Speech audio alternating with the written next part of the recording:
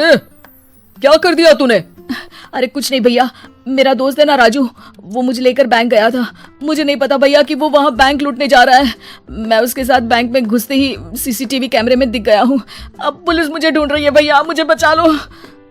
राज कुछ सोचता है, फिर कहता है, ओके, तुम यहीं रुको, मेरा एक दोस्त पुलिस में है, मैं बात करता हूँ। तभी वहाँ रवि की बीवी राज की बीवी के साथ आ जाती है। तुम लोगों के घर जब तक पुलिस का आना जाना है, बच्चों को यहीं छोड़ दो, उन पर असर ठीक नहीं पड़ेगा। तभी वहाँ पुलिस आ जाती है। चलो चलो, कौन है रवि? थाने चलो। मैंने कुछ नहीं किया, मुझे कुछ नहीं पता। अरे वो तो पुलिस स्टेशन चलकर ही पता चलेगा कि कुछ पता है कि नहीं। चलो। कहानी का फ्लैशबैक। भैया मुझे मेरे मकान में हक चाहिए ही चाहिए। अरे लेकिन छोटे, अभी मेरे बच्चों पर काफी खर्चा है, तेरी भाभी की भी तबीयत ठीक नहीं रहती, बजट बिल्कुल नहीं है कि मैं अलग होकर रहूं। देख लो भैया, 1 महीना है तुम्हारे पास, जल्दी से घर खाली कर दो। अरे कैसी बात कर रहे हैं भैया, मेरे शरीर में अभी इतनी हिम्मत भी नहीं कि घर को खाली करे। तो क्यों अपना पोर्शन बेचा भाभी? अरे तुम तो जानती हो, पिताजी की बीमारी के कारण उन्हें हमारी जरूरत थी, कैसे आते पैसे। ससुर जी तो बूढ़े थे भाभी, उनकी बीमारी में भी पैसे लगाना कौन सा अकल का काम था? तो क्या पिताजी को मैं मरने के लिए छोड़ देता? अरे रवि, तू तो समझ, पापा को हमारी जरूरत थी, उन्होंने हमारे लिए हर वो काम किया जिससे हमें खुशी मिले। बैक टू रवि जो जेल में बैठा है। ये मैंने क्या कर दिया था? मैं ना पिता का हुआ ना ही भैया का। मेरे साथ जो हो रहा है ठीक ही हो रहा है। तभी वहाँ पुलिस वाला आता है। रवि, तुमसे कोई मिलने आया है।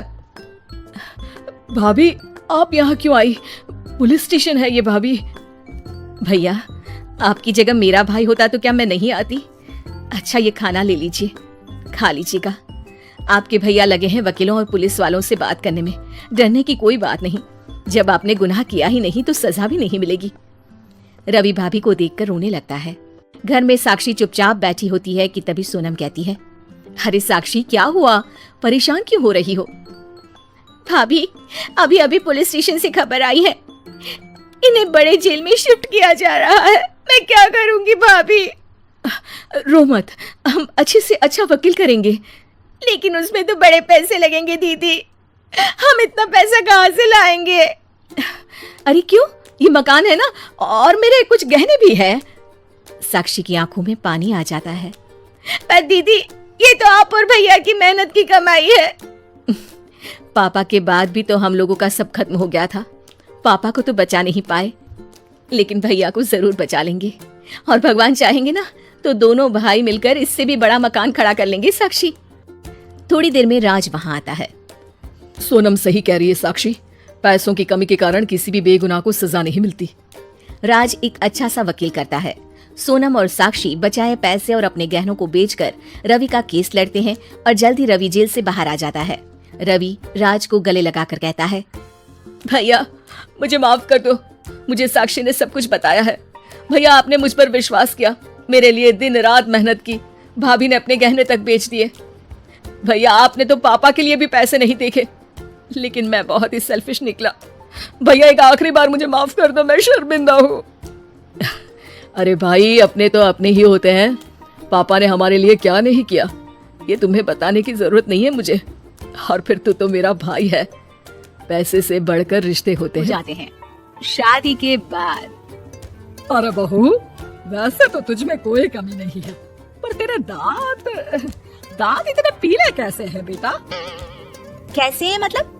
कुछ सर्जरी थोड़ी ना कराई है, वो तो क्या नाम, मैं ब्रश नहीं करती थी तो पीले हो गए। अब क्या करूं? आप कहें तो लाल करवा लूं या फिर काले? यार ये क्या है, क्यों माँ से लड़ रही हो? लड़ रही हूँ? अरे मैं लड़ रही हूँ या ये बोल रही है कि दांत पीले हैं, पीले। अरे तपस्या थोड़ी ना की है इन्हें पीले करने के लिए, बकायदा ब्रश नहीं किया है 20 साल तक, तब जाकर। छी, कैसी बात कर रही हो? ये उस वक्त तो पीले नहीं थे जब हम लोग तुम्हें देखने आए थे। अरे तब साफ करवा लिया होगा डेंटिस्ट के पास जाकर, अब देखो कैसे पीले पीले लग रहे हैं। रंजना सास की तरफ गुस्से से देखती है। फिर शुरू हो गई पीले पीले पीले। अरे पीले तो तब भी थे जब मेरे हाथ का रसगुल्ला उड़ा उड़ा कर खा रही थी और बोल रही थी, लड़की नहीं गुणों का खजाना दे रहे भाई साहब आप। खैर, अब वो लोग करते भी तो क्या करते, पीले दांत वाली बहू पल्ले पड़ी थी तो झेलना तो था ही। एक दिन कीर्तन में रंजना गाना गा रही थी। अरे कमला बहन, माँ का द्वार है, यहाँ तो सब शुद्ध होकर आते हैं, फिर अपनी बहू को ब्रश भी नहीं करवाती तुम। दूर से पीले पीले दांत भक्ति में बाधा उत्पन्न कर रहे हैं। अरे कोई 2 साल के बच्चे थोड़ी ना लेकर आई हूँ मैं बहू बनाकर, अच्छी खासी लड़की है। अरे कैसे करवाऊं ब्रश, ये तो उसे खुद करना चाहिए ना। अब माँ बाप तो इसके जैसे तैसे निपटा दिए, ये नहीं सोचा कि सास कैसे संभालेगी। सास बहू को लेकर घर आ जाती है, लेकिन सोच लेती है कि अब इसे लेकर कहीं नहीं जाएगी। अगले रोज बहू कहती है, अरे क्या हो गया, मंदिर नहीं जाना क्या? कीर्तन का वक्त हो रहा है। मेरी मधुर वाणी से कान्हा जी जागते हैं और सोते हैं। आप तो जानती है ना उनकी भक्ति में कितना मन लगता है मेरा। वो क्या है ना, तबीयत ठीक नहीं लग रही है मेरी, आराम करूंगी मैं। तबीयत ठीक नहीं लग रही? अभी तो मिथुन के गाने पर नाच रही थी आप, और अब बोल रही है कि तबीयत ठीक नहीं लग रही। अरे भक्ति में मन लगा लो सासू माँ, ऊपर जाना है, क्या मुंह दिखाओगी आप? हाँ, सास को बहू की बात पर गुस्सा आ जाता है। मैं क्या मुंह दिखाऊंगी, इसकी चिंता तो ना कर, समझी? अपने मुंह की चिंता कर, जो ये पीले पीले दांत लेकर हर जगह पहुंच जाती है। पता है लोग कितना मजाक बनाते हैं। ना जी ना, मैं नहीं जाना कहीं तेरे साथ। तो ये बात है, कोई ना, मत जाओ, मैं अपने कमरे में ही बैठकर भक्ति कर लूंगी। ऊपर वाला दांत थोड़ी ना देखता है, मन देखता है, भावना देखता है। और अरे बस बस, तू सब कुछ दिखा, बस ये सफेद चमकदार दांत ना दिखाना किसी को, है? जा यहाँ से। बहू को सास की बात का कोई फर्क नहीं पड़ता, वो तो जैसी थी वैसी ही रह जाती है। सुबह नहाकर किचन में खाना बनाना, फिर खाना खाना, कीर्तन भजन करना और सो जाना। एक दिन, माँ जी मैं सहेली के घर जा रही हूँ, शाम को लेट आऊंगी। हाँ हाँ, तो जाना, मैंने कौन सा तेरी आरती करनी है घर पर बैठकर। रंजना सहेली के घर जाती है, जहाँ वो पार्टी में जाके तैयारी कर रही होती है। अरे शिखा, कहाँ जाने की तैयारी कर रही है? मैं गलत वक्त पर आ गई क्या? अरे नहीं यार, उल्टा सही वक्त पर आ गया। मैंने ये साड़ी और ज्वेलरी निकाली है यार, शाम को इनके ऑफिस की एक पार्टी में जाना है। बताना कैसा लग रहा है ये सब? नहीं यार, इस ड्रेस के साथ तो वो वाली ज्वेलरी अच्छी लगेगी। हाँ हाँ सही बोल रही है, मैंने ध्यान ही नहीं दिया। वैसे तो हमेशा से मस्त फैशन सेंस रखती है। तो बड़ा जाती होगी ना पति के साथ पार्टी में।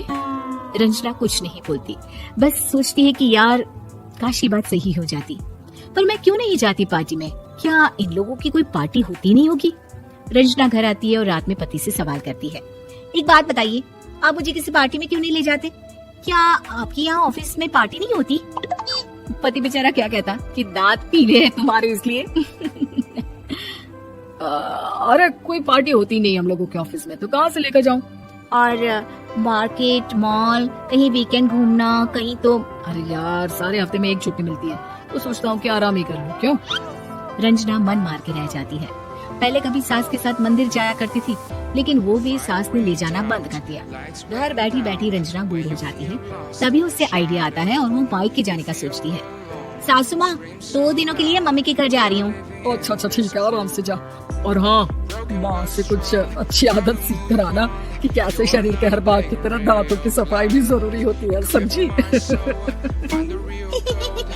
शुरू हो गई ना आप? वो लोग आपकी तरह नहीं है कि छोटी छोटी बात का बतंगड़ बना दे। उन लोगों के लिए मैं मायने रखती हूँ, ना कि मेरे पीले पीले दांत। रंजना माँ को बिना बताए उन लोगों को सरप्राइज देती है, लेकिन जैसे ही वो दरवाजे पर पहुँचती है, अंदर देखती है कि घर वाले कहीं जा रहे होते हैं। अब माँ, काश रंजना दीदी के दांतों वाली प्रॉब्लम नहीं होती, तो वो भी हम लोगों के साथ चलती ना बुआ जी की बेटी की शादी में। हाँ बेटा, लेकिन अब उसे कौन समझाए कि उसको उसके पीले दांत नहीं दिखते, लेकिन उसके आसपास के लोगों को कितना एम्बैरेसिंग फील कराते हैं। मुझे तो कितनी बार उसके स्कूल की टीचर ने शिकायत की कि उसके साथ कोई लड़की बैठना भी नहीं चाहती, और ना ही कॉलेज में कोई उससे बात करना चाहता था। लेकिन पता नहीं क्यों उसे ये बात समझ में नहीं आती। कोई कमी नहीं है उस लड़की में, बस यही कि दांत पीले हैं। वो तो भला हो जीजा जी और उनकी माँ का, जो दीदी को जैसी है वैसे ही रखा हुआ है। रंजना को अपने घर वालों की बात सुनकर बहुत दुख होता है। वो सोचती है कि वो क्या करे, लेकिन फिर वो सीधा डेंटिस्ट के पास जाती है, अपने दांत चमकाती है और कसम खाती है कि वो रोज ब्रश करेगी। अरे क्या हो गया, तुम तो 2 दिनों के लिए गई थी ना, तो कोई ना, अच्छा है, चलो आ गई। रंजना सास के सामने आकर खड़ी हो जाती है और पूरी स्माइल करती है, उसके चमकदार दांतों को दिखाती हुई। चले मंदिर। माँ मुझे माफ कर दीजिए, मैंने आप लोगों को बहुत एम्बेरसिंग फील